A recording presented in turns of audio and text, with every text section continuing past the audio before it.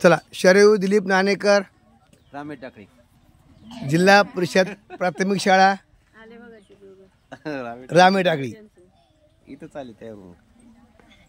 चला, हिचा विषय होता कालचा भाषणाचा, ऑनलाईन शिक्षण फायदा की नुकसान. सर्वप्रथम सर्वांना नमस्कार. माझ्या भाषणाचा विषय आहे ऑनलाईन शिक्षणाचे फायदे तोटे. जसं माणूस अन्नाशिवाय पाण्याशिवाय श्वासाशिवाय जगू शकत नाही, तसंच या आधुनिक काळामध्ये माणूस हा मोबाईलशिवाय जगू शकत नाहीये. ऑनलाईन शिक्षण, जेव्हा कोरोना व इतर बिमाऱ्यांमुळे शाळा बंद पडली तेव्हा काय होते, तेव्हा ऑनलाईन शिक्षण होते. शाळा बंद पडली, सर्वत्र लॉकडाऊन पडले आणि मुलांचा अभ्यास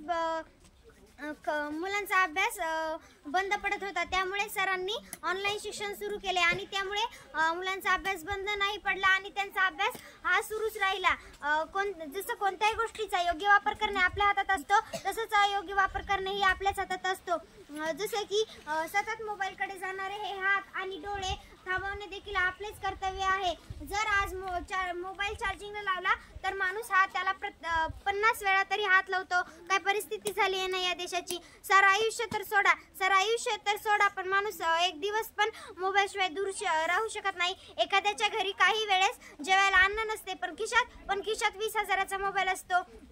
आज चिव आणि काऊच्या गोष्टी सांगणारी आजी पण मुलांना थोडा वेळ देऊ शकत नाही, दिवसभर ऑनलाईनच असते.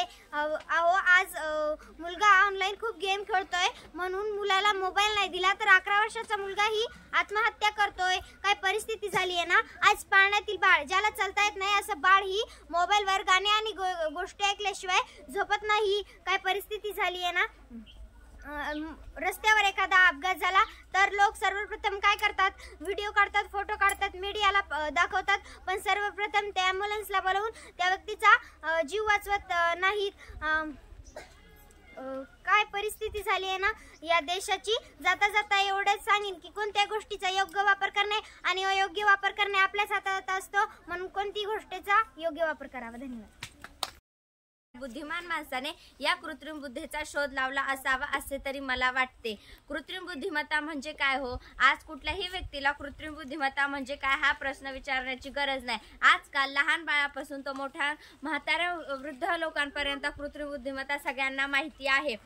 कृत्रिम बुद्धिमत्ता आपण सकाळी उठल्यावर धावताना अंतर मोजण्यापासून तर कॅलरीज मोजण्यापर्यंत, रात्री गरम पाणी पिण्याची आठवण करून देण्यापर्यंत आपल्याला कृत्रिम बुद्धिमत्ता हेल्प करत असते. कृत्रिम बुद्धिमत्ता माणसाला प्रत्येक गोष्टीमध्ये मदत करत असते. असं वाटतं की कृत्रिम बुद्धिमत्ता हे आपलं भविष्यच व्यापून टाकले. कृत्रिम बुद्धिमत्ता आपल्याला सुसहाय्य करणार का? कृत्रिम बुद्धिमत्तेमुळे अनेक गोष्टी आपल्याला सहज उपलब्ध होत आहेत.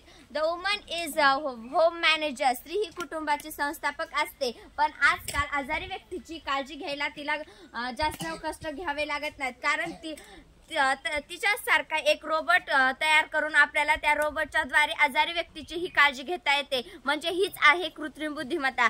कृत्रिम बुद्धिमत्तेमुळे एका इंटेलिजंट माणसाने असा प्रश्न विचारला असावा, I propose to can machine. एका शहरी भागाच्या उड्डाणपुलाचं बांधकाम करायचं असेल तर तिथे आपल्याला दुखापत न